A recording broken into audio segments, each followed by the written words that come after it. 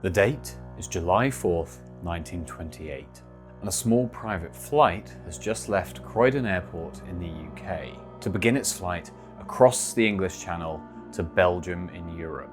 There were 6 people aboard this flight, and as the plane crossed the English Channel, one of the passengers decided to go to the toilet. He got up from his seat, walked through the door at the back of the passenger cabin to where the toilet was, and closed the door behind him. And that man was never seen alive again. This is the story of millionaire financier Alfred Lowenstein, and how the circumstances around his mysterious disappearance and death have kept people theorizing for decades.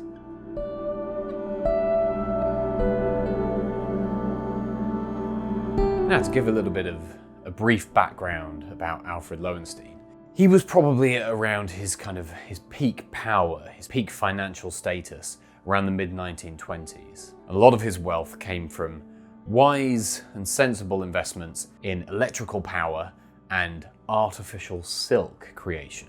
And he got into these businesses when they were still very much in their infancy and was able to therefore benefit a huge amount from their growth. And when he was worth his most in the mid-1920s, he was worth roughly £12 million in the currency of the time.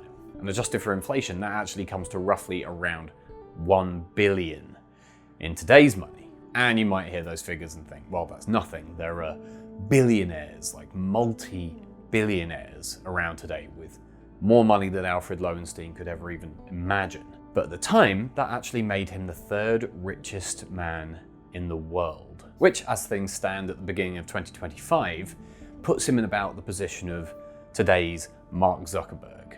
And as a fun little aside with that comparison, just to show you the disgusting level of wealth the richest people in the world have right now, Mark Zuckerberg, compared to Alfred Lowenstein's 1 billion, is worth over 200 today. And he's only number 3. Ludicrous sums of money that no single person needs. And if a fraction of that was put towards projects and initiatives that actually benefited poor, impoverished people around the world, it would make an unbelievable change. But let's ignore that and let's carry on. So, Lowenstein was rich. That's clear enough. Hence the private flight in 1928. It was the evening of the 4th of July 1928, and Lowenstein was leaving Croydon Airport bound for his home in Brussels. The aircraft he was flying in was, and let me get this right, it was a Fokker F.7A/3M trimotor. Makes you thankful for today when planes are just called F-16 or 737. It was a relatively small plane and there were only 6 people on board, including Lowenstein. And the description of what happened as they were crossing the English Channel comes from the witness statements from those on board the plane. And according to them, as the plane crossed the English Channel, about 4,000 feet above it, Lowenstein decided he needed to visit the toilet. This again shows you how well Lowenstein was doing, because his plane in 1928 actually had a toilet, which, was something of a luxury. And in this particular plane, the layout was as such. You had the cockpit at the front, the passenger compartment behind, and then at the rear of the plane, there was a door to exit the passenger compartment, bringing you into a sort of very small area. And in that small passage, there were 2 doors. The door on your right was the exit door to exit and enter the plane, and the door on your left was the door to the toilet. So not a huge space, pretty straightforward, kind of difficult to get lost in. Several minutes passed, enough time for the people in the cabin to become suspicious, curious. He'd been in the toilet for quite some time, and so somebody went to check on him. It was Lowenstein's secretary who had the task of going to see what his boss was up to on the loo, and the first thing he noticed when he stepped through the door at the back of the passenger compartment was the plane's entrance door was wide open and flapping in the slipstream outside the plane. And when he checked the toilet, it was completely empty.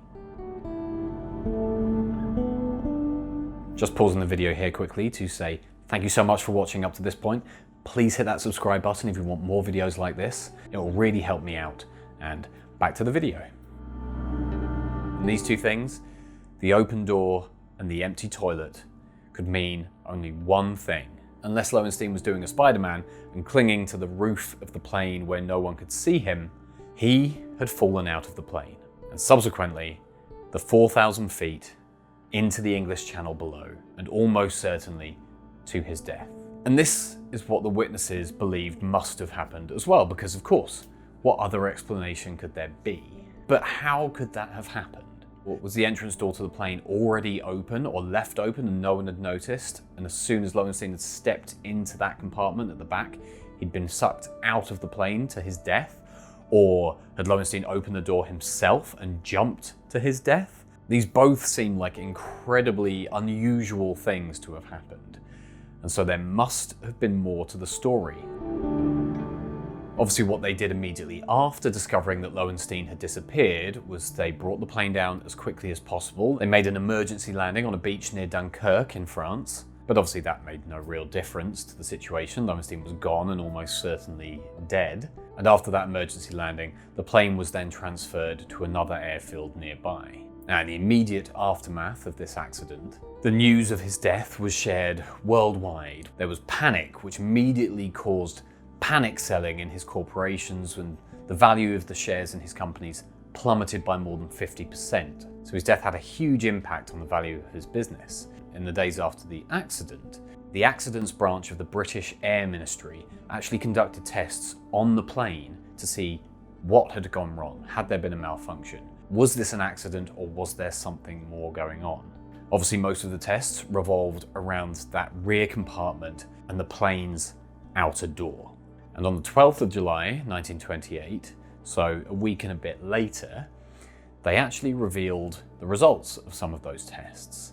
And what they'd been trying was they were taking the plane up to various heights and testing the strength of the door.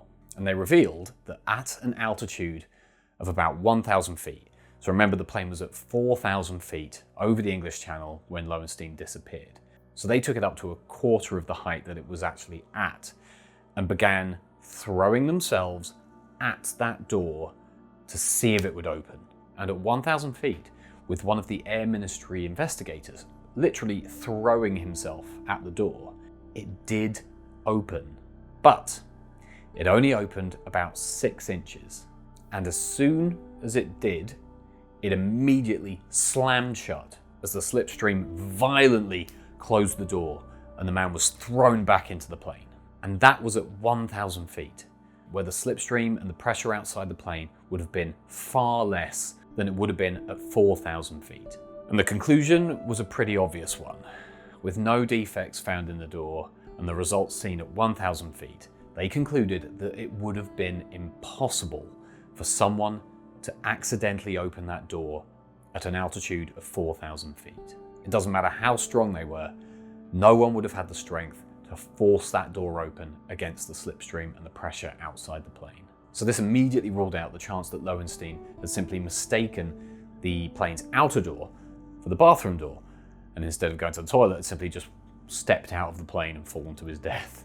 And in the aftermath, some people had kind of tried to suggest that Lowenstein had been becoming a little absent-minded and a little distracted in an effort to try and explain why he might have just stepped out of the wrong door. But again, those tests immediately proved that that just could not have happened.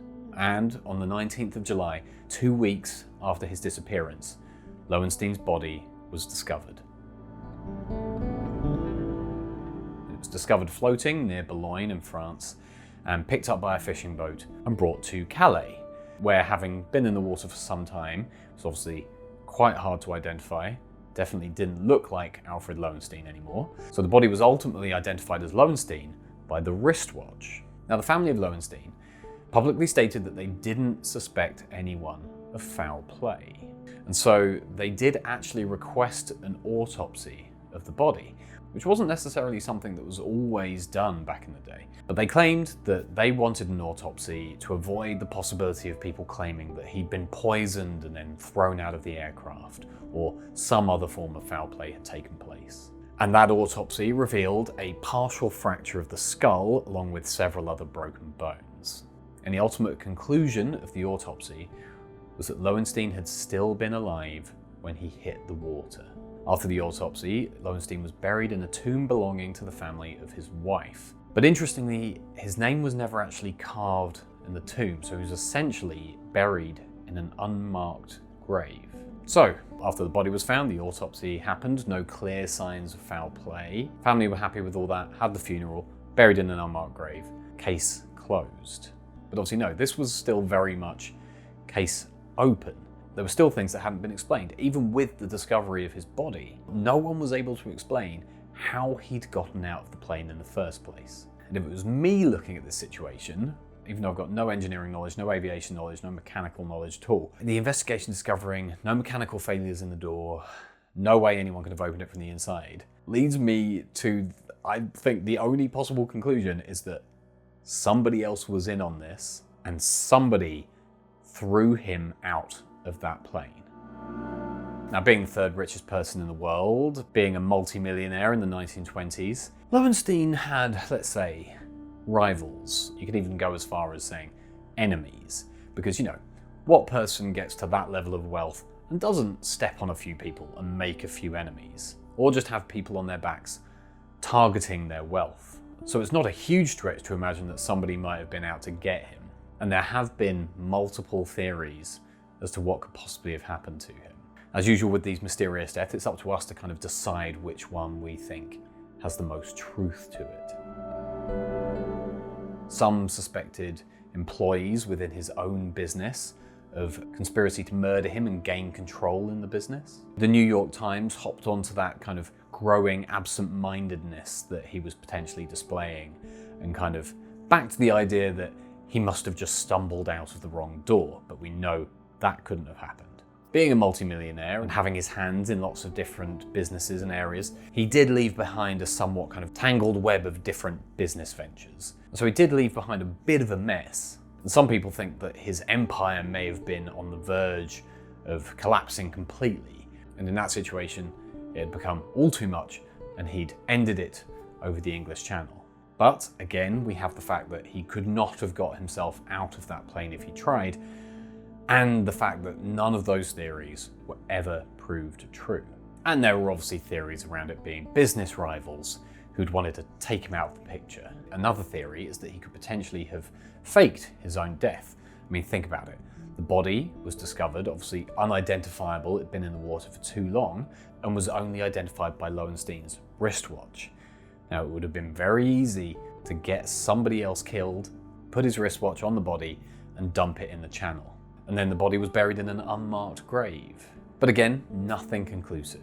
And why would Lowenstein have faked his own death? That brings us back to the theories around his business collapsing and him wanting some kind of out. But again, none of those theories about the business collapsing or corrupt business practices were ever proven. And then we come to the family. And another theory, that if this was not some kind of attack by his rival business leaders, then maybe this was an opportunistic murder, and perhaps the family had more to gain from Lowenstein's death than from his life, making this an old-fashioned insurance scam. And this idea is not necessarily as far-fetched as it may seem. When you look at the rest of the family, they weren't necessarily a picture of perfect innocence. A few years after Lowenstein's death, his son Robert shot one of the family's servants in incredibly murky circumstances, and was then killed himself in 1941 in an aviation accident whilst he was serving with the Air Transport Auxiliary. We've actually touched on the ATA before in a previous video about Amy Johnson, pioneering, record-breaking British female pilot, so go and watch that video as well if you haven't. And it's also now pretty well known that Lowenstein's wife did not have a particularly positive relationship with her husband. And certain theorists have put forward the possibility that Lowenstein was thrown from the plane by the pilot, a man named Donald Drew. And the person who instructed him to do it was none other than Lowenstein's wife, Madeleine Lowenstein, motivated by a toxic relationship and a desire to get her hands on the entire fortune. I'm not absolutely sure about that because apparently in this particular plane, the pilot's cockpit was sealed off from the passenger cabin and there was only one porthole connecting the two. So the pilots would not have been able to get back there and chuck him out of the plane. So it would have had to have been one of the other people with him, one of his members of staff. But even with that, we still can't explain how anyone opened that door from the inside while the plane was in the air. But one way we might be able to explain that is by using the plane's emergency landing on the beach. You're flying 4,000 feet over the English Channel, and one of your passengers has clearly just fallen out of the plane. What would your first thought be? Your first thought would probably be, well, they're dead. We're probably never going to find them, and if we do, they'll just wash up somewhere. There is literally nothing we can do for them now. Why would you then, rather than flying to the nearest airfield, instead make an emergency landing on a beach with no one around? Why would you do that first and then just go to the airfield afterwards anyway? The following theory maybe explains why. That theory is that instead of somebody opening that door in mid-flight, it had actually been completely removed whilst in the air.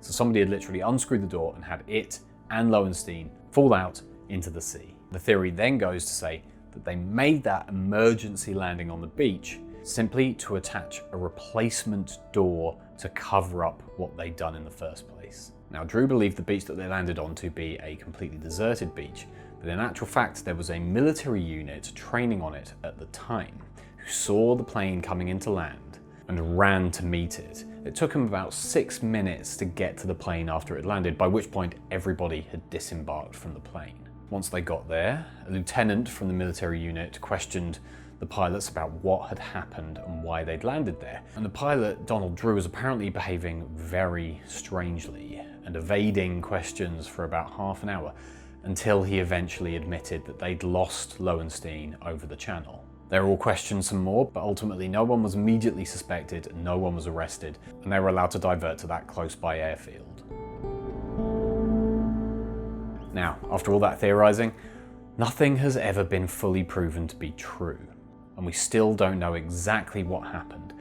But I think from all the evidence that we've seen and the circumstances surrounding it, there is a logical conclusion to all of this that we have to draw, and that is that every single person aboard that plane, other than Lowenstein himself, had to have been in on the scheme.